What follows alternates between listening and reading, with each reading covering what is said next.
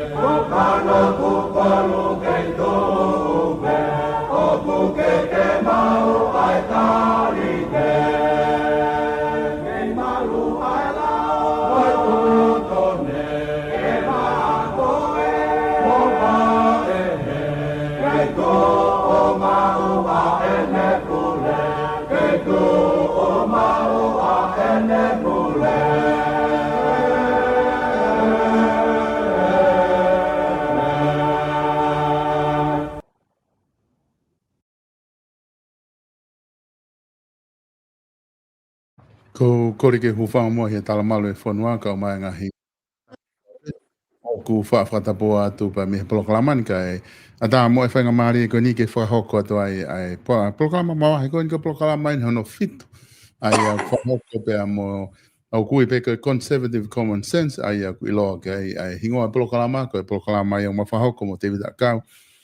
Pe au ku malot pe ke tai tai regi mo tolko to pe ka inga ki he tau proklama i he ahon. Whatawanga pe kuongo le rea tu pe tau proklama ke tiki mo tolko a tā mo leo. tau pe si Facebook ma tau pe si YouTube ke lava o whainga maria ma mata mai ai ki he tau polokalama i a honi. I tam te tau ko fia ke tai le rei te vita i he laine ke ma whahoko atu e tau polokalama ko e ki a honi. Te vita malo tau mau e a honi pia malo mo e ngā ue pia mi Amerikana ne ongo peo ki i wholoa ai te kai ke ongona hore o mi Amerikana ka koe whainga maria koe a honi koe tāpua kia ki he ka kia ti ki he polokalama pia pe foki ke nau tolu e nau whanongo koe he polokalama mo veha ke te vita. So, si malo mo si tau mo e whai mai tau whatongia. Kore whamore mora te whoke ki motuhia mai mahina e taha koe ni ko hiri atu e polokalama. Whai ki whakoutua whoki solo pa koe moire rei koe mea mahu inga. Ka koe ni ko tu ngari whainga maari e pe ki whakoutua pia koe ni. Pea koe mausai pea pe mei Amerikani koe fu me hange pe whokena Amerikani ko mo nofo nusila koe fu taimi whainga taa ene alu atu ke momoko. Ka ku whaafofa pe whamiri, whaafofa pe me kainga kotoa, kainga tonga ku mau whakoutu atu mei Amerikani. Koe, toki ose te whokeni te vita hano whamanatua ko ia konistu tone i tonga. Ai nei whamanatua ia o mai ko anea fifo koe aho ia o ku hoko ai koe whamanatua. Tau teo ni manoa ta konistu tone pa ko whanong hake he fwoi hiva koe ni o ku tāma o pehe ta polokalama o ku talama he konga whamui mui koe hiva ke tonga kotoa pe ke tau eva motue kei malu pe tau konistu tone, kei pura pe. Aupito. Ai ha mo he ofo. Ko ngā ku whaka fia pa wha mawhana. Ai pore ko ia ku o mai he hiva ko ni tatama o pe ta polokalama. Ke kakai ke eva koe mo ke fia. O tike te fu ho haa koe longo a whainga mea. Ko ngā he ko kei malu pe ai whanua e ko ngā koe tau konistu tone. Te vita nake mamata hifo he ngai kātoanga ku hoko i tonga e tau konistu tone. Solo, hange pe na taki ongo i he kamata e ta polokalama. Nake manatu i whoki nake talamai. Ko fo i hiva e whakakau i ke tuwaki ake e taki broadcast. Pea o talatu rewa. Ko fo i hiva re rei taha eni o kou tui ki ai common sense, a conservative common sense. He koe whaunga koe whonua ko no whaunga ene fo i hiva koe ni na tatuk. Koe katoa ngā solo, whaka ofa. E te sio koe ki hiva nau tuk, mara te tau lau tohi solo. E ki hiva koe na tau hiva, he laka wharea rea koto, tau a taina, nei whaki he tui malai kula. Tau polokalama koe ni, nei whai mai koe ki mua. Nā tatu maupe kua os tau a taina e whonua. Ta ko hinga na fai e whakakaukau ke tala noai, a full democracy. Ko te ha toi tau a taina, o ku te ai ke toi o mai. Ka koe, kai ke, koe angai tana whakaofa mani, e te sio koe ki he whonua e nau fia, koe ngahi kātonga, koe mea tā nau toka ngai he kātoa ngā solo. E ku sio koe ki he mā opo, pea moe, o kua e rea me e ua. Ko rea koe ni, o kua e vāo i e ua kui koe masalu. Pea koe taimi koe ne tō e rea koe ni, he taimi koe sio ai koe ka skahe mai matangi, o alu pea tonga e matangi. O te sio koe ke masalu, o nau tā koto pe ke tonga. Koe whakao fōwhat, pea tohi rewai he palovea pe tonga, koe taimi whai taha ai hanga aue. Pea whai taimi ni whai ke laka. Koe taimi ko taha e haka, moe maa ulu, pea koe ne maari e koe ia hange taha, ngau e holo koe, mea pea toa e rea tonga koe ia. Si hange ha vāo masalu ngaue. Ai koe taimi whakao fōwhai matangi koe, ai tā whata, ka ngalere ki he ai pura me ai a solo ko na peti he ka konistu tone koe non whamanata ai whai taha e pure anga, pe moe tu e whanua, pe moe kakai. E usio koe ke hau e ki, ke mea na e whai, hange kou whai taha pe koe entosia e lea koe ia. Matangi koe ngā ue, si hange whanua me pure anga pe moe tui, havao masalu ngā ue.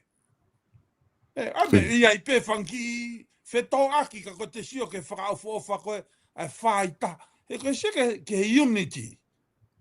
Ai koe unity, se ke unity, ke united koe e hou e ki, o whanua pe moe tui, pe moe pure anga. Masi, malava. Kai ke hame e ta lava. Nothing impossible e taimi, unity e whanua. Pe koe pe solo koe mea whakaofa taha ia, e kusio ko no kātonga e te anu manoa. Koe unity koe whanua. Malava, hangeha whana misini ka ni, ai mahua, e whangu maringi mei langi, mo ngahi pureanga, pe mo ngahi wheitu ke mea mahi ke whanua ia, ke re voloke. Ka koe, ki mea solo. Nau whakatonga, i he rea na e whai he nea whio. E tupo ono. I hono hufi koe wharea rea. Na kore petu i he ngahi mea lahi ki mua, koe trucks, kono tau e trucks, koe whanua, kono whenga i ke tokanga e public affairs. Nai lahi ngahi mea ke, nai hohaa ki ai tō wholofola e nea whio he ngai wharea rea ke. Foi mea pe tā solo nau hanga, identify ai, i he foi whakamanatu koe ni. Kanai o mai e tu i he rea muri. Nane rea pehe o fie mau o economic freedom. O foi rea ia solo. O economic freedom. Ai ka pau te hanga tifaine foi rea, ka pau te ke tokanga i solo e ta polo kalamani e fitu kua osi. Koe mea pea na tatala noa tau ki ai solo. Pea kou tui ko fie au pita o ia solo, hange ku accomplish a fu ngā ue, lahi mea taua me ta broadcast, e ta tala noa e isi u koe ni kai ke haku a manaki a kuia, e tō wholofola ne, ai koe pore lahi taha ia koe, ai tui, mono kakai mo pure a ngā ki aho ni, economic freedom. Koe mea ia koe na ta tala noa, pa te ta whoki tau review e ta polo kalama, me he kamataanga, na kai ke teha mea ia solo nau, na ta tala noa tau ki ai, koe whenga pe ke bring out the economica e whanua, ke he revolo ia, mahi ki he koe mea ia ku nehanga ngako i koe, ai mo ia e kakai. Koe tuunga whaka economica. Na ta tala noa whoki mua, kua hu mai ai Western style civilization, o ne hanga colonize e whanua. Pea koe taimi koe rely ai kakai i he paanga, koe growth pe taha tene lava, o solova e palopare mala.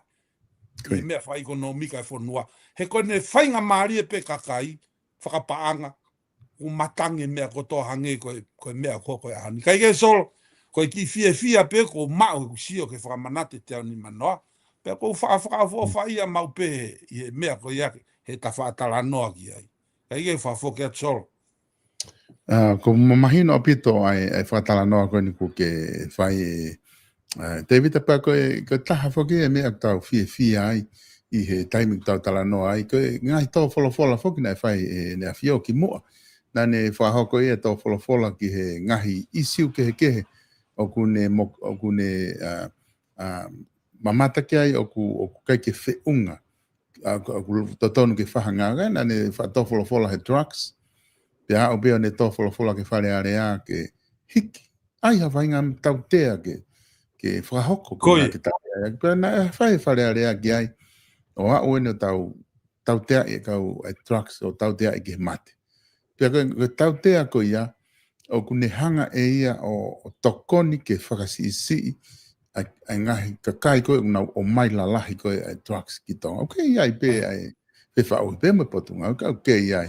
Ka kohange koe whakatala no ke o mai, ki muini mai, lahi nofo ai tō wholofola i he ekonomika. Ange koe, Ai tō wholofola he tāpuni whare area. Ki he fie mao ko ia. Ai kau whafonga ki Novema, fie mao ngawe lahi ki ai. Tau te fito ke tau ekonomika. Ko ni kuto e tō wholofola whapālangi ku ke tala noa ki ai. O kune fie mao e whonua. Ai economic freedom. Ai o kutau sio atu. Koe hange ia, koe lula fua e kune o mai. Ko lava whai ngā ue ki ta whaaki koe, ko lava whai ngā ue ki ta whaaki koe. Ko e tau freedom for economic au tau ke hai sia pe te vita. Ko ane tā solo ai ko notify e tau economica. Ko taimi koe me dominate ai he drugs. Koe. I ngahi tau koe ni ko hiri. A economica koe whanua. He? Koe. Koe konga lahi e GDP e whanua solo. It's money laundry. Koe. O ki mai no whamatala solo, Koe. Koe money laundry, koe GDP a tonga, ai hekei ke ulawa to e loi. Koe konga lahi taha ia o e GDP a tonga, wai konga lahi I loto, it's money laundry. Pea koe na tau teka pe koe ki he paanga koe ia solo.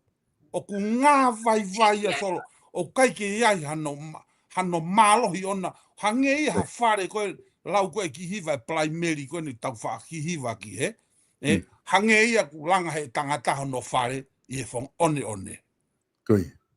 Ai ko ekonomika e whanua te ka puhi pe viringia pe ekonomika ia te. He konunga he konga lahi drugs.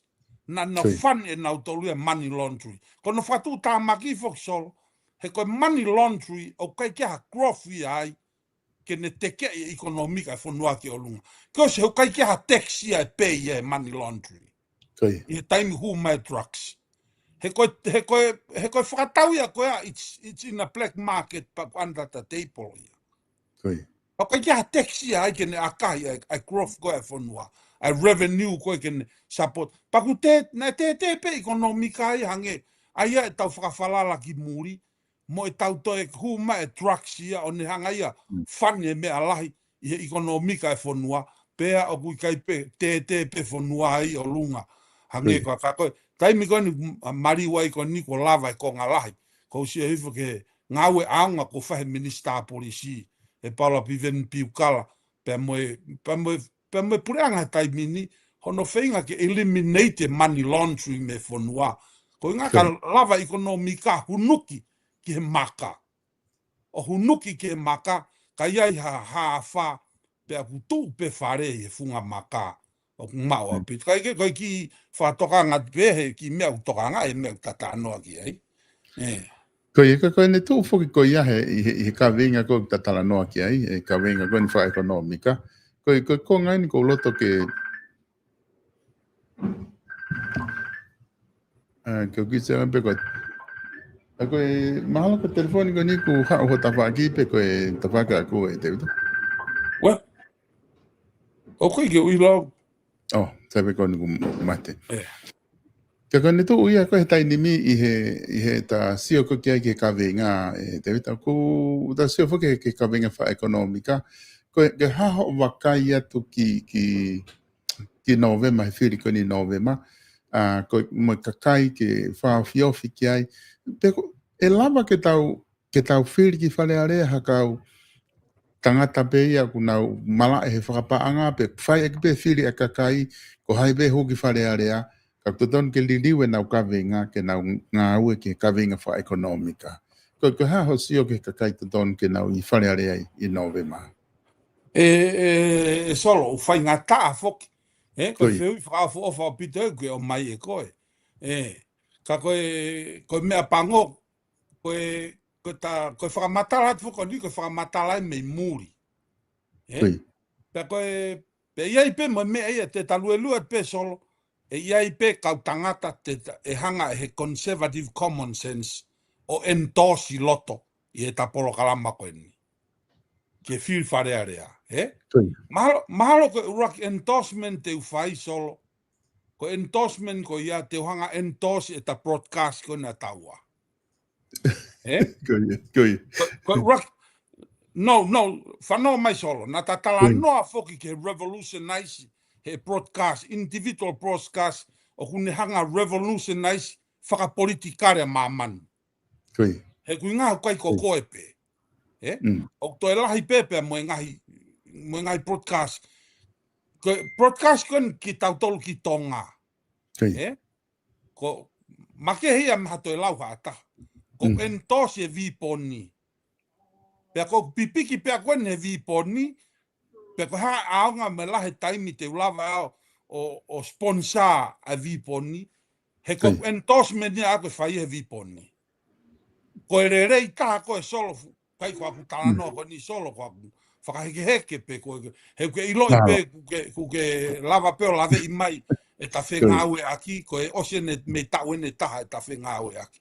Ko endorse vi poni ko e rei taha ia individual broadcast from my opinion. Ki kakai e whanua. Ulo aki en solo. O ku kai ke bias. O ku ke lava tala noa rei i he tapa ke ko toa pe. Whakapolitikare, whakamolare, pe mo ngai issue o tala noa i me wharea rea, o ku kai ke bias. Me opinion, whakamore pe, ai matanga, mo wakai mai matanga, ko opinion nien a aku, ai o koutokanga e ki polkala matua ko ne conservatives. My opinions, ko vi poni the best individual broadcast. O kune impek he moui a kakai, ai me he mitia ko ni whakasosiare i tonga. Pako entose ta polkala masol. Ai ko uraki endorsement nia ko fai ko ni he ta program. Ko no ua ki ai sol. O ko endos ai pure anga ko ni na talu e takamata mo ta tui ki ai. Pure anga whakatui, whakakonistu tone. Ua osi loto ai e te mokalati. Ai o ko tui ke tui. Pe ko e tui ko ni ko endos e tui ko ni. Tapu pe mo ene afiona takua no hua wha. I ngai mea lahi he tapo tala noa tua ko ni. Ka ko endos e tui ko ni. Ka wen i he tui le rei taha. I he holonga tu i e ono ko ni. Kua osi atu. Ka pau te uhanga whokotu whika uraki pia King Charles tu po uraki. Ko whika uaki ai, ko tahine kuini ko Queen Charlotte. He ko Queen Charlotte ko kuonga koula ia tonga. Mantui ko tatano ko ni is endorsement, pe ko no whai tau pe en solo he toi pe a fia, pe whai whiri he a honoa. Ai ko pe ka wen he tui le reita, ko whika tolu en solo atu po ono. Kia te au mo opinion a aku. Ai ko tu holonga tu i e ono. Ko whika ua ki pe ko King Charles tu po uraki.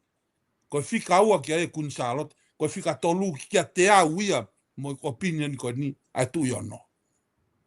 He kapau te ke wakai pe ko uraki. Ko tu i e nia tapu pe mo ia o ia no loto ona.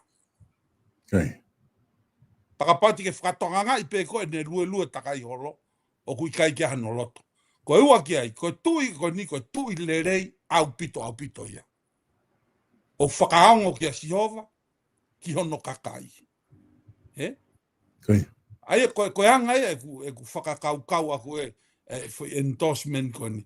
Ko mea koe ki he kakai koe ke whiri ki loto ke wharea rea e solo. O kuia e foi mea. Foi mea mahuinga au pito ia ko usio au ia ki ai. I e tapo tala noa. O fie mau ke tausio tau toluia whakaluku fua ke loloto ange ki he geopolitical landscape ko a tonga.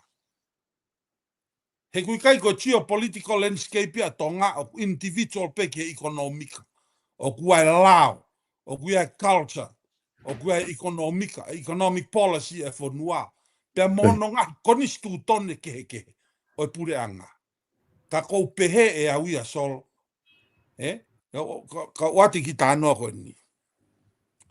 Koe ki tānoa whatua peni. Koe mea ko teamwork. E iai pe foi mafuria e timi. E hange ko lau ko a Trump koe American. It's koe ke te hame e whai. Winning. Foto sire push wai American $17 trillion economic investment ke economica e whanua. Ko ngā koe foi timi koe nei kumi e Trump. Ko nau mea, nau whai tahange ko ulau ka nei, hange hawa masalu ngaue. O kai te hatahe e hau opposition ke timi.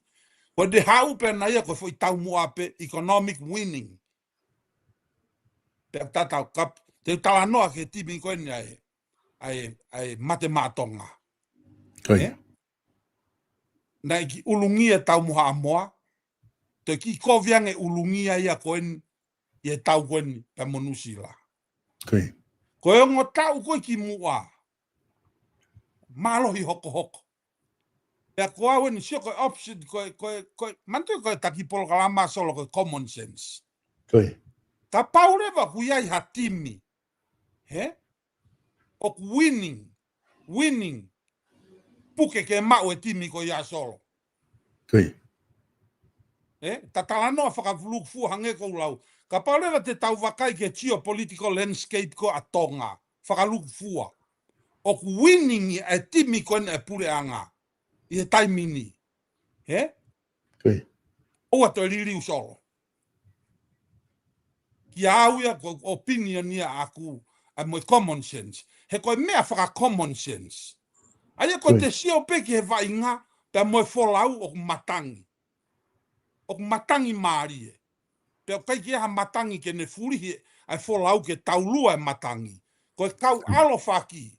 He solo. Puke kotoa. Puke kau alofaki. Puke timi. He koe timi of winning. He kono inga ni sona ke fehui me fuka ne nai pe te tau mai ka tama ekonomika. Pe te tau mai ka tama ikai. Fili kotoa mai. Paka sia ke foi timi ko ni. Ai ni ko kulele uluaki o mokoi ko ilo pe ko ke ilo loto ene afio. Ko lave i pe he motu atuan o mokoi ene afio ke timi ko ni. Pe ko pe ko lolotonga ko e winning. Mantu i wai e mea i sani si ko re sani si kui ko momentum. Pe ko momentum. Maino ke maini pe mo ko solo ko tangata vainga ko. Ko ne mafana pe ko timi a vainga. Puke momentum. E ko momentum ko ni ko momentum na maunoa ia. Mana tu na e hoko mai kau tangata we kau tangata poto i loto. Kau tangata pisinis, kau tangata tauke. Ko na e hoko mai sio ko tau pene ta na fai fatongia so. Ka ku ke sio ke statistika tau hiri a ngongo i o lunga a mea ko toa pe kua lava. Te whakatatahan ke hala whakawakawa. 342 million Tongan panga. Never in the history of the kingdom e iaha project lai tāpehe e huai mai whanua. Ai ko kuhinga ia solo i talanoa. Koe mea koe talking point. O ku kehe pe talking point ia mo e doing it. O pa tau whakamalo ke pureanga tolu ki mua. Mahalo na kau e concept ko ni hono talanoa i. Langa whakahala whakawakawa. Langa hala whakawakawa. Langa. Of course, we are talking about it. Ko hao no kehe. Somebody have a guts to step up and do it. Nari. O ki mena kui ngā solo. Sai, talanoa ke pureanga agris. Talanoa ke pureanga o tuione toa. Talanoa ke pureanga si asavareni. Whakaofa ofa. Thank you. Pe tau appreciate, pe tau hounga ka tau tolu a talking point. What is the difference? Ko ele talanoa ka Trump ni, ka pai tale Trump pe Trump. Action, work louder than words, speak louder than words. Te tau lava po talanoa ki ai. Ka koha pureanga, they are willing to step up and do it. Te ko fia. So, ko ku pehe koe ki he foi timi koe ni, ai pureanga. Just 1 year. Puke ke mau. Taka pau e whai ate whiri wahani me he pureanga koe ni e tōki toa. Tai puke mau e foundation hange koe pare tangata ik pare mia. Taka fia lahi e pureanga so hei kai ke tauto talanoa today's o kwau foki solo kai ka tangata ui opposition. ko mea fai ko whakaanga io. O kuei pe whakaanga ka kou whakalongolongo pe. Ka koe positively te tautoa mai pe me lere I soro. He kai ki hatahe tene whie mau a mea kou kovi. Te tautoa mai. Pa kou pe this team, nowadays political team in our geopolitical landscape, I Tonga, puke futimi koe ni solo.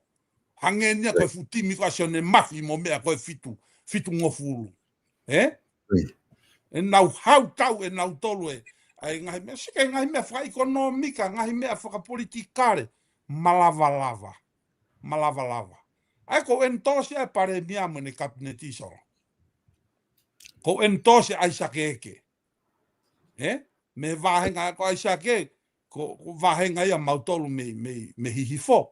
Ai kaua ki motu I kolo ko rere mai me ia whahef. Ko entosi ai sakeke. Ko futimi ko na ai sakeke he kabineti. O koutou tauta te fito ke tangata ko ni ko Paula Piven piukala. O entosi e polo kalamaia solo Paula Piven piukala. Ko entosi no ua uhila melang fasi. Ko foi kau tangata ko ni solo. Hei kai ke iaha taha ia siaina. Tauta te fito to the Chinese. Hei kai ke lava taha ia whakatau e kau tamako ni. Ke whakatau a ke paanga. Ko palo pare malahi taha ia o ngahi pure anga. Ko a play under table ai kau whafunga wha politikare. Te utalatu pe e au. Ko fail ai pure anga ko ni ngahi pure anga he ko konga ia o kau kabineti na nauhanga na to whakatau a tonga mono kakai. Antata table. Ke prek marketi. Whakapolitikare. Ko whakatau whakapolitikare. Ai a koe ke toha ke ko Paula Piven piukala. Mo uhila mo langi fasi. Kau ki talanoa. Se si ke o tangata ko ni.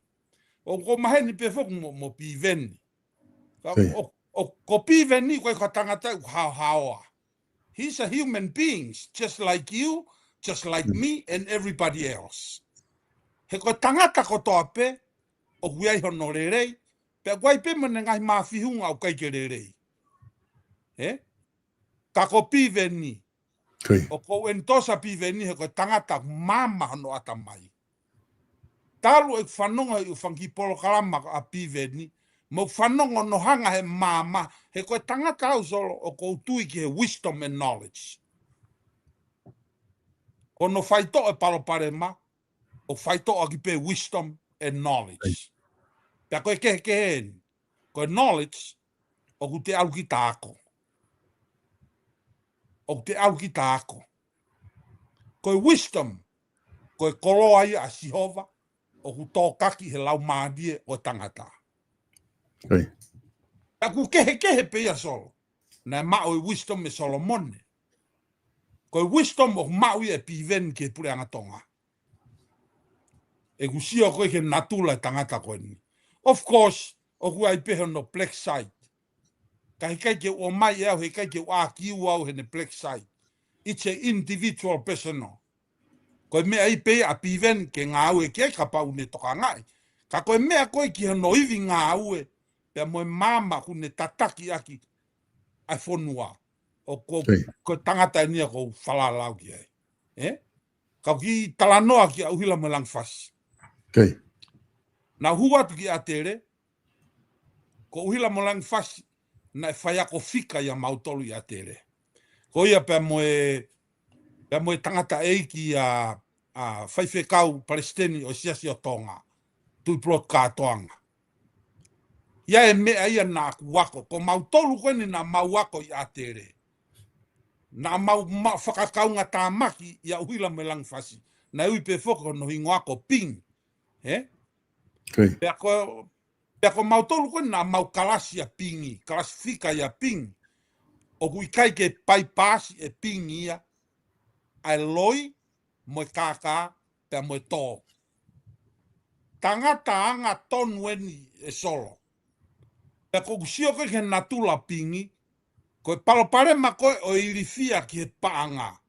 He kai lava hataha i he kausia ina pe ko corruption hataha ke ne hanga korapa pingi hono fatongia.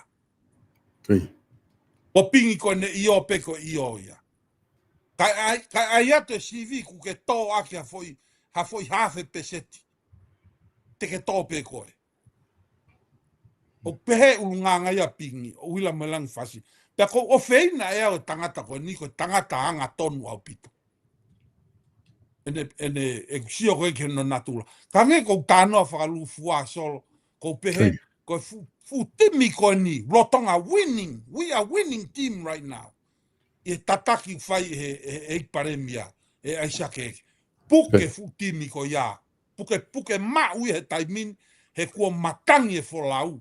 Pe hange ko ki faiva ko ni fa so ke siare tona ka pepe kakai he kua matangi whakatete he kua matangi whakatete ko ti mia ko ne pure anga ko ni so ha riela ka whakafoki te tai vi so riela ya pito e fatala no ke o mai David ko unha ke na ke kamata pe ke polo kalama mo ke tala mai ke winning team ke team ko malo hi me team ko tau i lo ai e nau ngā we porque ti Milton ke puke hange ke matematonga ko ke whahoa foki na ke ui ko ke te whafoki mai pe pule anga ko ni ke nau hoko atu ke whaitau pene ta ko pule anga foko ni wai toko fitu ai ko whiri a kakai ai sakek Daniela Fusmalo huila me lang fas piven piguala matenta pueruelu ka peri lan mata moari finau ai ko toko fitu ia na e whiri a kakai pe toko whiri re vai pare mia ai toko wha ai a koe topoto a minista ki muri so me mata malo fonoa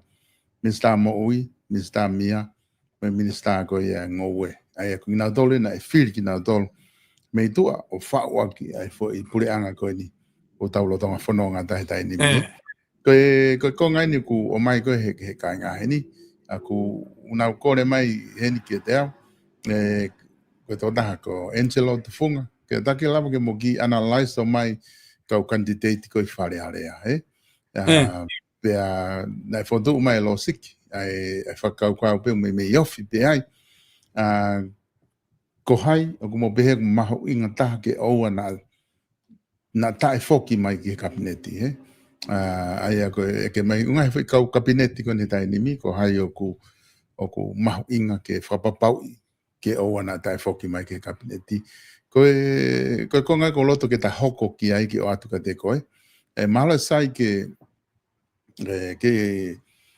o atu pe ai lisi ko ne kau kantitete he tai nimi. E ke toki skio pe mea i o analyze pe ngai.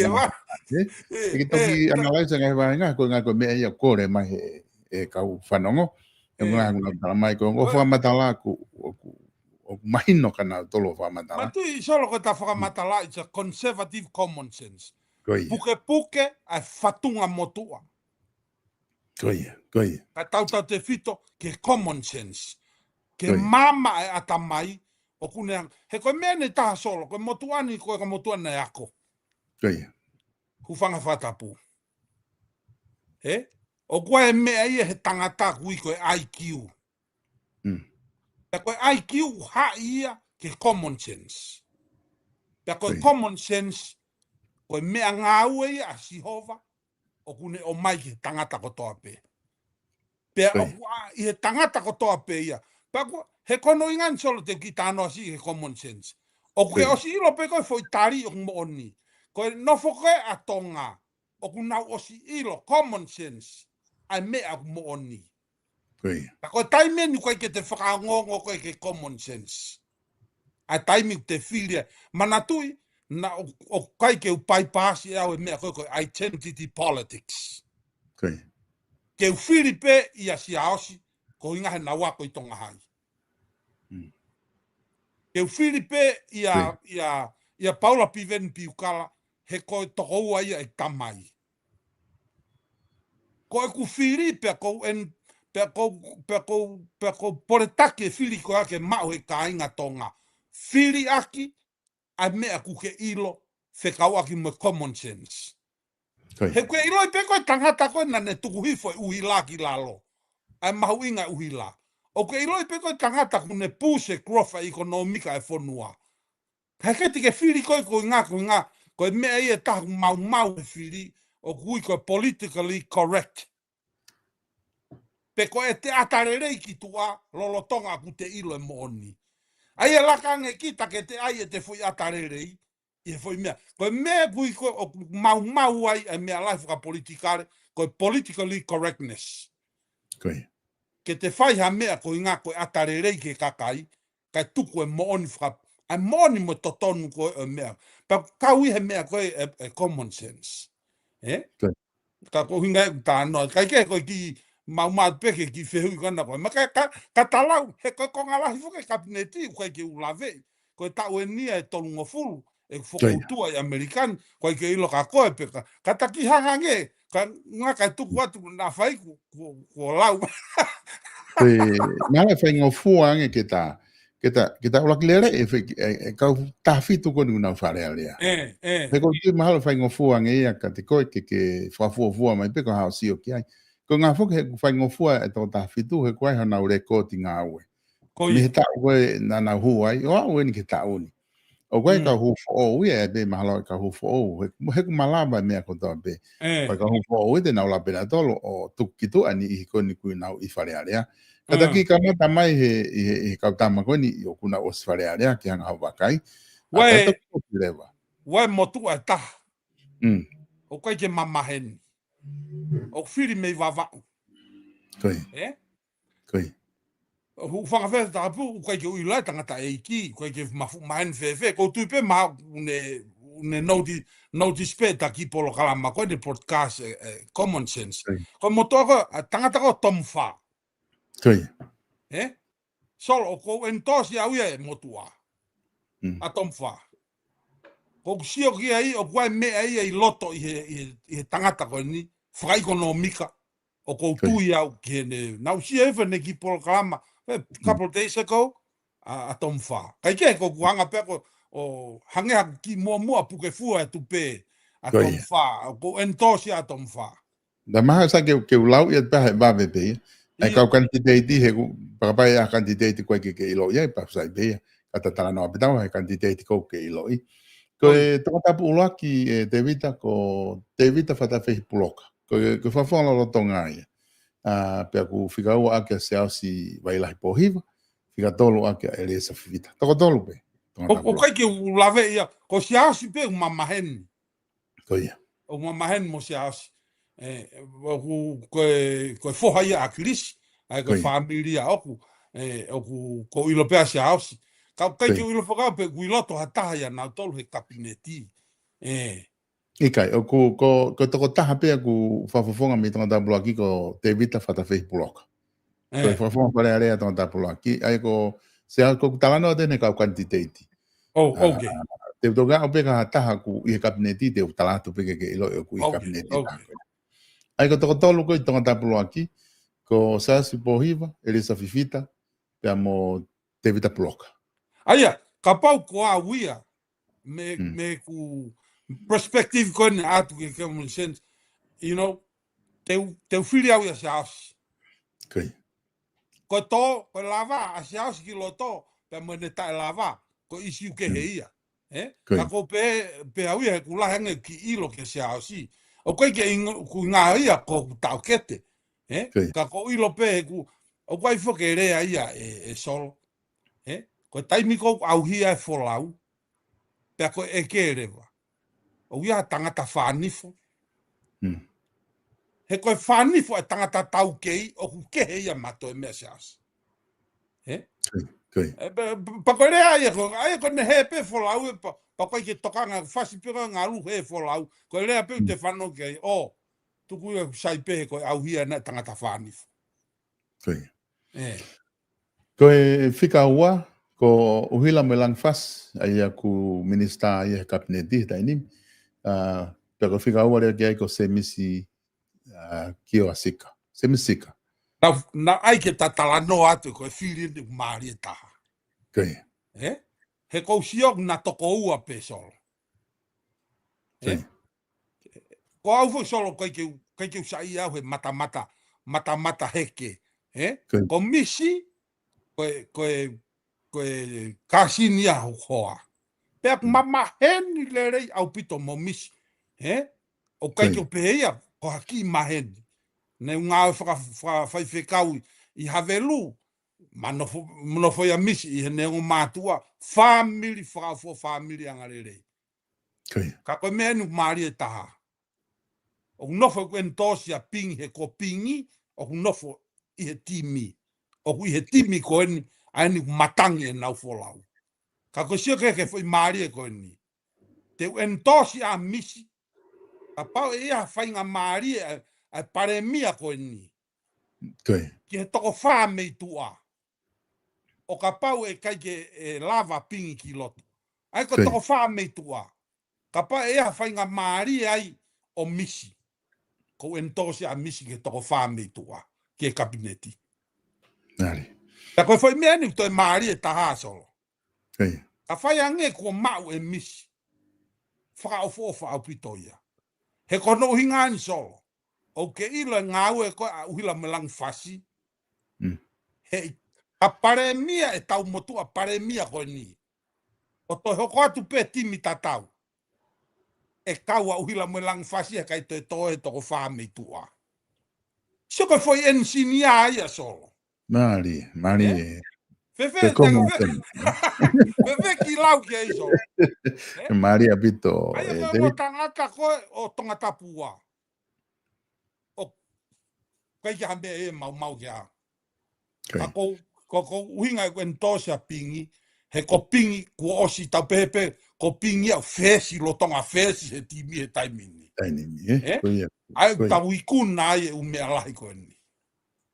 Ko tonga tapitolu. Celso Vareni ko e paremia malolo ia. Da whikau a ki pea Gabriel Blake. E toko ua pea tonga tapitolu. Kai ke haku mea koe ki ai solo wha morimore. Ta no pe. Na pe ui e toi filia a Tipalu. E koe tangata enau. Na mei nofu au ki ai whalala ki ni ngā ue. Ko tonga tapwha Israel Pulu. Maten tapo e luelu. Ko tonga I he kabineti a Maten. Minista ai. I he tute. I veam takau. Pea mo vili. Whanolahi pese. Ai a koe tō whaanga. E unofo pehe timi koe ahoni. Ai te pepe kia Maten. Tonga tap nima. Ko ati miti Pascala. Hexo fifita. Ai sake valueke. Ai a koe paremia. O mahino pe paremia. Koe. Ko tonga tap wono. Whane fotu fituafe. Tahifisi vehikite. Tulusi tei ko e whawhonga lolo tonga ia. Biliami po ese, se peti waka mei lalo, o sione leki. E koe ki hataha e kabineti e tonga bono. Ko whande pe ko pehe, e mei, Whane fotu fituafe. Koia. Tonga bono ia. Te u whailonga I pe ni koni ku ke endos ke ta toksio ki ai. Tonga fitu, siweri Eren Mone, ki tione ni kua, siausi akapei mai lei, tau aho kovi, ma te talo whalau mo e tau, lute whinau, paula piven piukawa. Kai peke toi iaha ku, toi whakakaukau aku koe, tangata pe koe ni si, tangata ko paula piven piukala. Ko hanga puke a piveni, he matatolu. Matatolu, tu. No foi e loto he huka. Te si o koe ke, neonga poko ulo sia nahu whakatapu, ka koe ia ku kautui ulu koi mua. Tonga tapu alu, Tony vai a Taione koe whawhonga lolo tonga ia. Spice Kutu, William Sisfa, Raymond Sika, Boas Fonua, Filia Wipi, Taufa Ahome. Teu nofo ia Filia. Filia Wipi. Ie whamau malolo. Koe kongani, whanau mai solo. Teu ai maa pe au. Kai ke pe ke utoi loi atu au. He kono hinga o COVID a mea koe politically correct. ke te mata ke te pehe, tako e ia ko kita pehe. O kuia e Jehova ko hypocrite. Ko mea ko aia ko whakatonga ko tonga nai se fulea ko ani ko hypocrite ko mea ko kaka ko filia o matau te na kui. Ki mua ke alota filia ai loia o lere ko nei tonga. Ka pai whanonga mai e whamau malolombe loia ko ku rea ni ne whaiki ai. Ko kore ange. Whafofonga to ua. Alu o rere, pea oua na ke toi alu ke whakawhepaki ke tui. Na ku rea hanga tonu pe ki ai. Ilo pe whanonga mai pe toko ua ki ai. He ku mataha pe he olo pe heni. Pea ko kore pe ia. Oua te ke alu ke whakawhepaki ke he tui. Pea ko monia ka whiria, mon pe whiria. He koe taua taina pe tangata ia ke mea tui whakapolitikare ki ai. Kau kai ki hanga he tui whakapolitikare ia mau ai family. Ko ne osi pe tui whakapolitikare ia pe tuku pe ia tua. Ko ne hu mai koe kia maua o pipiki he loia e ma feo whaaki e ma fe tauhi aki. Ko kore pe ia. Ka iai hao whiri hoa te ke toi whakawhepaki ke tui. Ka ke al panau kore nge whafofonga. Ka pati ke alo maa whainga maria. Alo hao ki palasi. Alo talange ke tui. What can I do? He koe tau ke i koe whakapolitikare. Kai ke hataha i tonga ten tatau mo whiria. Panau tang, ko alo kore ke ne awhio. Koe haha koe whai, mai whonua. He ko alu atu koe fie aonga ho mo ui. He ki toenga koe na toi ho mo ui mai whonua. Uke o si ritaia. Mau e mea kotoa. Koe he ko au nau whekau whakai ai ke alu atu. Nau kaua he loto lahi koe kono whai. Alo ave ho mo ui mai pure anga tonga. Fie ai ho mātua mafi. Pea mo ui pie whanonga. Pau talangi. Koe konga pia taha ko kore atu. Kake alu ofa he tui. O te ke tanga whawhi paki e tui. Taka pau te whiri. Te endosa whiri a wipi. Me vahenga tonga tapu walu. Tonga tapu hiva. Puluno Polito Lasalo. Vika Fusmalohi. 17 tau mo ua koe whawhongalo tonga ia. Pea mo te vita tūkunga. Hei kia haku mau solo wha more ke kau wha. Tonga tapu hongo fulu. Whaos mama. Matani ni fofa. Ka peri lanu mata koe minista e kabineta e dainimi. Tulu kalani walo. Te unofo pehe timi solo. Koe. He kai te utoe paia se. Ai ka pau kui loto ka peri he timi. Koe. Nofo pehe timi. Puke pea ka peri. E wa tahataha ko Daniela Fusmalohi ko tokoni pare mia. Mate whaia ki pe ia solo. Koe. Apai tahaua ko more finau ko minista tak mamata i he timi. Koia. O kore tala noa ki ai. Koia. Aia ko hapai tahatolu. Veivo sa taka ko whawhongalo tonga ia. Siwa taufa. Fotofili mahe.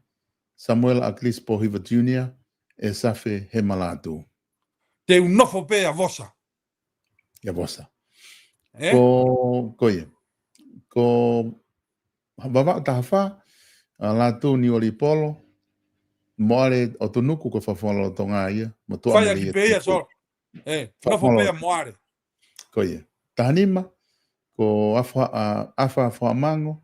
Keuri Lavaki. Sami Waipulu ko whawhongalo tonga ia. Alani petelo tangtau. Ka mo tom wha whainga paia. Ai mahino pe ko tom wha. Tom wha. Wawa tahaono, e toa te sungalo ablavu, vriami waskela atu. Ko vriami ko whawhongalo tonga ia. Te unofo pe he whawhongalo tonga solo. Koe. Ni o taha fitu, wātau mefi hui ko whawhongalo tonga ia. Paula Bobore, ai sake hoa tatau, na tai whainga a takimana. Ma te unofo pe ia vātau. Wātau. Koe. Ai ko tamala tau a solo. Koe. O tamala tau a. Kai kehe. Koe whiri, pia mene tōki loto, mene au ki tua, ka koe hinga whuke tata noa solo. Koe timi koe ni lotonga winning.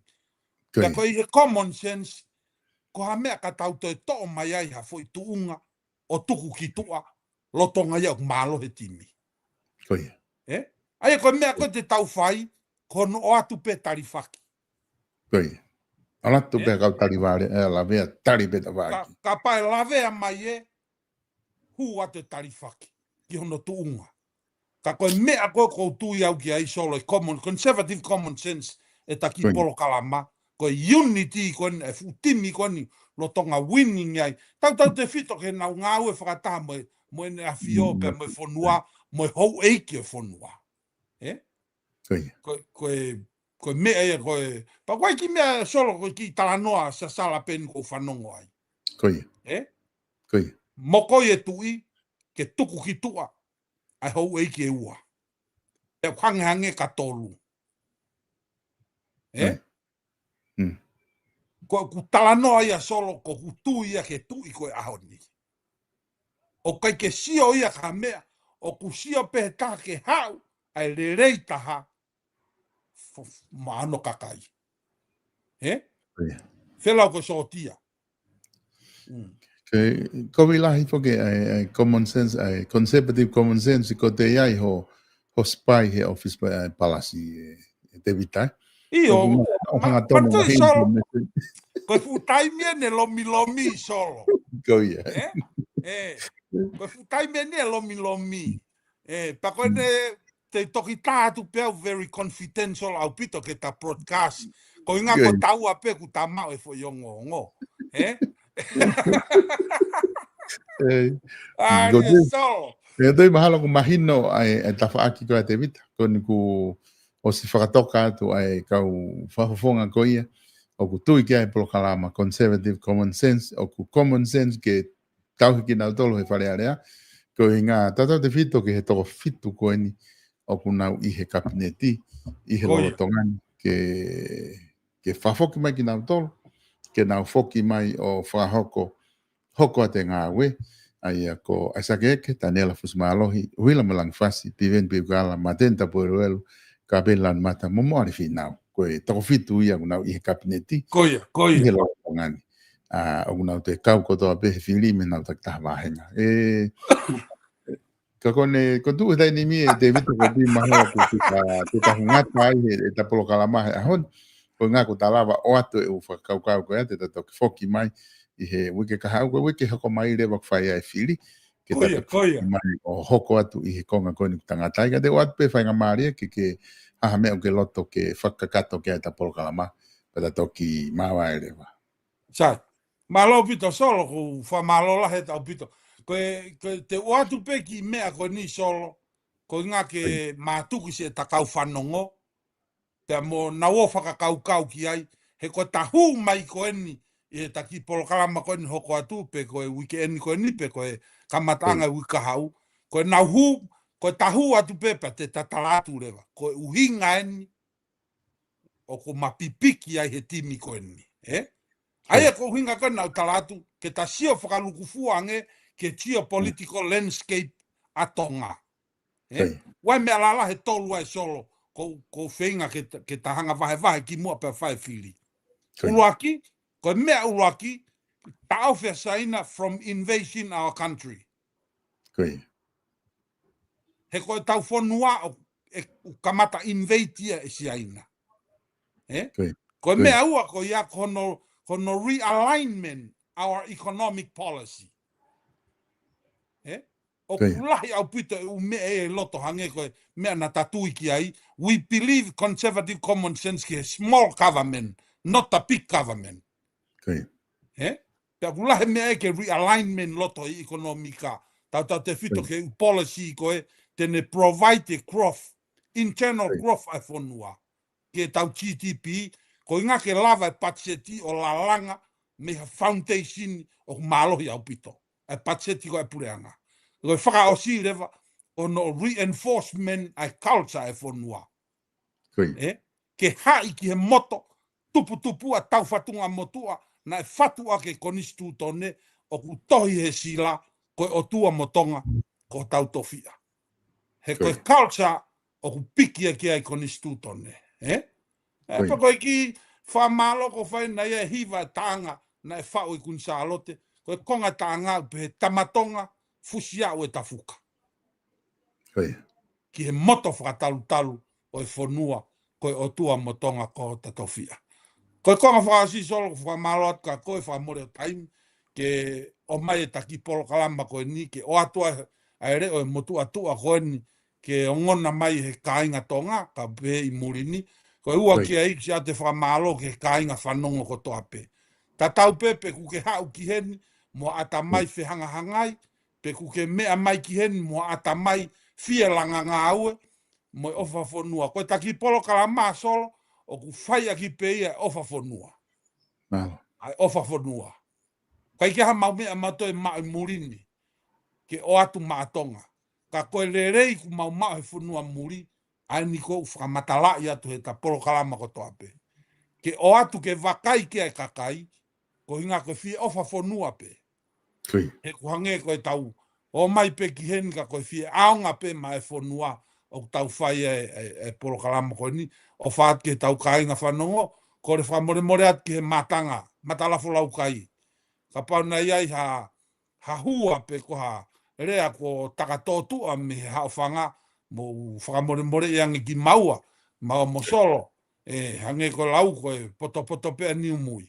Ka koe mea koe ni ke tawhangi polo kalama whai ki pe ofa pe mo whakamalo at ke kāinga whanongo mahalosi o mo fie whanongo ai conservative common sense ke whenga ke whakafoki a tonga ke tau whatunga motua na nofo aki e tau tala ko tala meo no aha ko takawhalu e tu whakaholo pe koe ki ofa pe ia pe mo e popo aki whai at solo lewe malanga ka tatau atu.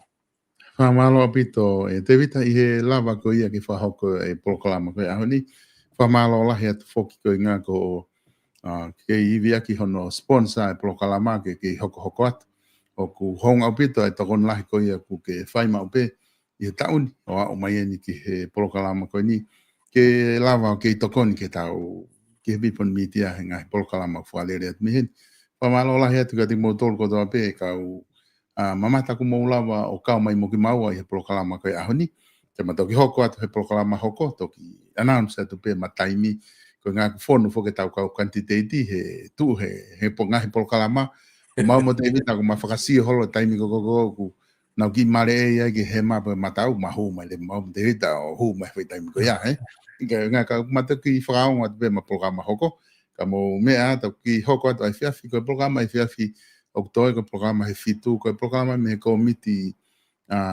pulelelei pe mi tonga iki ai dok whahoka tu ia i hoko ai fitu ka mo mea O vatso o vatu David